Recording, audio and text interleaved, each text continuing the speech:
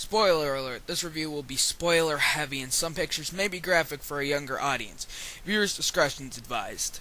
Today I'll be reviewing Batman Incorporated 8. This issue is a dreaded release by many fans of Damian, myself included. However, I must say, for someone who loves Damian, I also loved this issue surprisingly. This issue was released today in the middle of an arc, and I just bought the issue to see what happens to one of my favorite Batman characters that came out in recent years.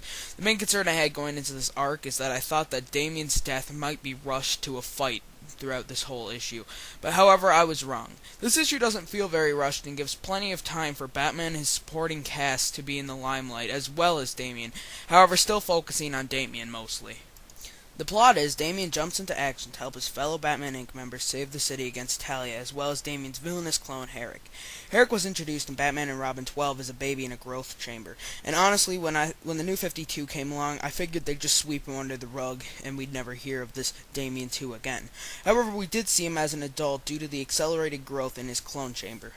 This book does a good job of, in a few short lines, describing Damian's relationship with Dick shortly before he died, which I love. This issue shows how Damian grew from the little shit he was in Batman and Robin 1 to now he's grateful for Bruce and Dick's teachings, as well as he comes off as a generally good guy, and not an asshole like he did early on.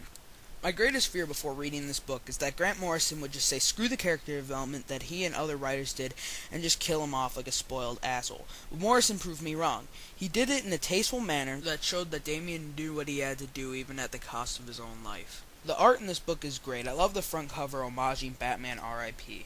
Bottom line is, I thought Damian was done justice. He died heroically at the hands of his brother/clone, and it's been a long time since I felt that many emotions coming out of a comic book. I thought that Damian's death was sad, not just because of my previous love for the character, but how good this book was written.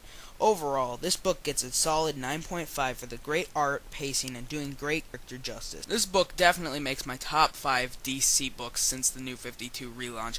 I can't recommend this book highly enough, and I think that even if you're a naysayer towards the death of Damian Wayne, give it a try, and I think you'll appreciate Damian's character a little more than you even did before. That's all for today, guys. Thanks for watching.